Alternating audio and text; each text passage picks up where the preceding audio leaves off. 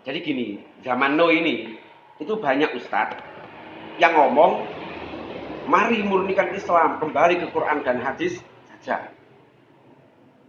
Kalau ada ustadz yang ngomong gini, itu kopinya orang kental, kurang luget.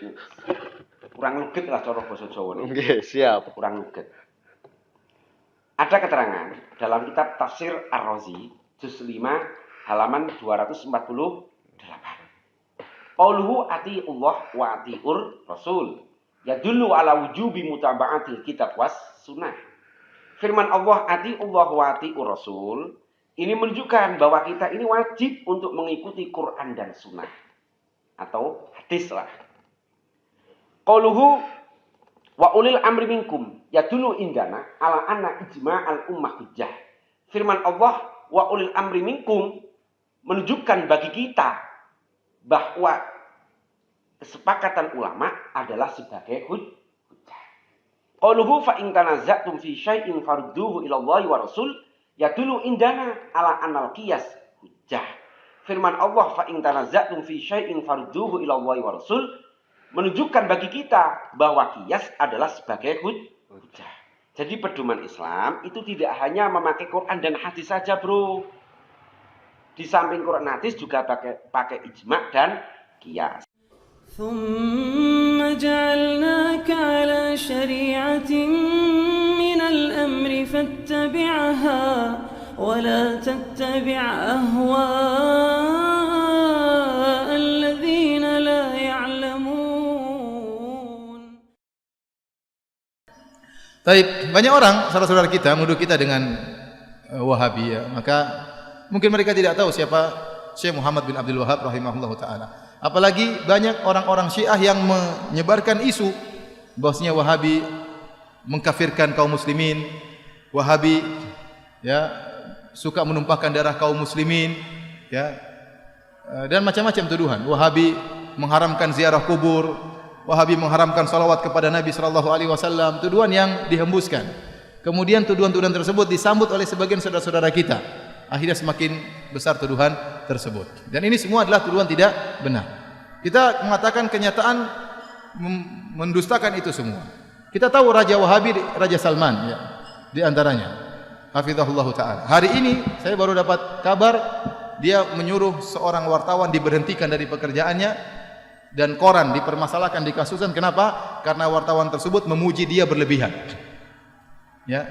Dia baca koran tersebut ternyata wartawan tersebut memuji dia berlebihan, disuruh berhenti penulis tersebut karena dia tidak ingin sampai tauhid terganggu. Dia menjaga kemudian tauhid ya. Adapun menuduh bahwasanya kaum Wahabi suka mengkafirkan, maka itu tidak benar. Dibantah oleh Syekh Muhammad bin Abdul Wahhab rahimahullahu taala ya. Dan saya sedang menyusun juga tulisan tentang masalah itu ya. Bagaimana Syekh Muhammad bin Abdul Wahhab mengatakan kami tidak pernah mengkafirkan yang berkaitan dengan masalah 4 rukun, masalah salat, masalah zakat, puasa, haji. Kalau ada yang meninggalkan solat tidak dia kafirkan. Karena ini masih masalah khilafiyah di kalangan para ulama. Yang kami kafirkan hanyalah yang berkaitan dengan syahadatain. Kalau orang terjerumus dalam kesyirikan. Itu pun beliau mengatakan kami menjelaskan tentang masalah ini syirik, ini kekufuran. Adapun memvonis itu masalah lain. Makanya beliau dalam pernyataan mengatakan bagaimana kami mengkafirkan orang-orang sementara ada orang yang beribadah di kuburan Ahmad Al-Badawi tidak kami kafirkan karena dia tidak tahu. Bagaimana kemudian kami dituduh mengkafirkan orang-orang? Apalagi kemudian dituduhkan suka menumpahkan darah kaum muslimin. Apakah ada jemaah haji yang pergi ke Arab Saudi ketakutan dibunuh oleh orang Arab Saudi? Bukankah Saudi itu sarangnya Wahabi? Semua penduduk Saudi rata-rata apa? Wahabi. Apakah ada jemaah haji yang ketakutan kalau ketemu orang Arab Saudi? Ya. Yang akan dirampas hartanya, akan dibunuh? Enggak ada, itu omong kosong. Atau kalau Arab Saudi memberi bantuan gratisan banyak, pelayanan. Ya. Bahkan Raja Salman kalau sudah memberikan bantuan, sebelumnya Raja Malik Abdullah, kalau sudah beri bantuan kemana saja? Suriah dibantu luar biasa. Jutaan orang Suriah dibantu di Arab Saudi. Ya. Kemudian bantuan terhadap Palestina, kumpulin duit langsung entah berapa triliun langsung dikirim ke Palestina. Bantuan yang ini tidak jarang diekspos. Di tanah air kita juga banyak bantuan. Ya. Banyak masjid-masjid dibangun. Ya. Sering yang membangun masjid tidak tanya-tanya apakah masjidnya itu orangnya tahlilan atau tidak. Tidak ada pertanyaan. Pokoknya butuh masjid bangun. Betapa banyak orang bangun masjid. Tidak ditanya mauludan atau tahlilan, tidak, bangun masjid. Betapa banyak pondok-pondok dibantu. Ya. Kemudian juga ya Suriah, Yaman dibantu. Secara madhab kalau kita bicara akidah ada perbedaan. Ya. Kita tahu Yaman bukan Wahabi, kita tahu Suriah bukan juga Wahabi, Palestina juga bukan Wahabi, tapi dibantu sama raja-raja Wahabi. Kemanusiaan mereka tinggi. Maka maksud saya seorang jangan menuduh yang tidak-tidak.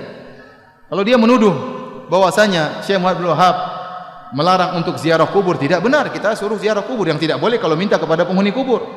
Ya. Dilarang bersolawat. Saya bilang kita tiap hari bersolawat. Allahumma sholli ala Muhammad sallallahu alaihi wasallam. Berulang-ulang dalam ceramah kita bersolawat. Ya. Yang dilarang mungkin solawat yang mengandung mana-mana kesyirikan, itu yang dilarang. Adapun kalau solawat yang sunnah silakan. Ya. Oleh karenanya seorang berhati-hati tatkala memberi tuduhan yang tidak-tidak, ya, karena termakan dengan provokasi sebagian orang. Kalau dia nuduh Syekh Muhammad bin Wahab dengan tuduhan yang tidak-tidak, ingat dia akan disidang oleh Allah pada hari kiamat. Kita kalau nuduh orang tidak benar, kita akan disidang berhadapan dengan Syekh Muhammad bin Abdul Wahab, dan hati-hati jangan-jangan pahala kita diambil oleh beliau seluruhnya. Karena kita tuduh dia dengan tuduhan yang tidak-tidak. Ya, ini bahaya, hati-hati. Maka seorang tatkala berbicara hendaknya dia berfikir sebelum mengucapkan apa yang dia ucapkan. Dan saya katakan bahwasanya kita bersabar kalau dituduh yang tidak-tidak, yang penting kita menjalankan sunnah. Dan ingat, kita tidak ada yang mengkultuskan Syekh Muhammad bin Abdul Wahab. Syekh Muhammad bin Abdul Wahab rahimahullah hanyalah seorang ulama yang bermadzhab Hambali.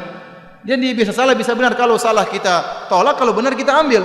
Dia sebagaimana ulama-ulama yang lain, bisa salah bisa benar. Makanya dalam kajian-kajian kita juga hampir tidak pernah kita bilang berkata Wahabi, berkata Muhammad bin Wahab, tidak pernah. Saya yang sampaikan dari apa saya ucapkan. Perkataan Syekh Muhammad bin Wahab tidak ada saya ucapkan, tidak ada saya nukilkan. Ya, hampir tidak pernah. Kita sampaikan perkataan para ulama, perkataan ahli tafsir, siapa saja. Maka jangan kita berbuat zalim terhadap seorang pahlawan seperti Syekh Muhammad bin Wahab. Beliau adalah pahlawan. Dengan jasa beliau berdirilah kerajaan Arab Saudi. Dengan jasa beliau berdirilah kerajaan Arab Saudi. Yang sekarang kita bisa merasakan kenikmatan adanya kerajaan Arab Saudi. Ya. Adanya ketentraman, adanya keamanan, adanya ibadah yang tentram di sana. Bagaimana bantuan kerajaan Arab Saudi kepada negara-negara Islam, itu salah satu jasanya Syekh Muhammad bin Abdul Wahab rahimahullahu taala. Jadi saya sering sampaikan, Syekh Muhammad bin Wahab itu di Saudi seperti tuanku Imam Bonjol di tanah air kita, seperti Pangeran Diponegoro di tanah air kita. Maka mereka cinta kepada pahlawan mereka, wajar. Kalau mereka cinta, mereka pelajari buku-bukunya, tapi mereka tidak fanatik. Kalau salah dibilang salah. Wallahu a'lam bishawab.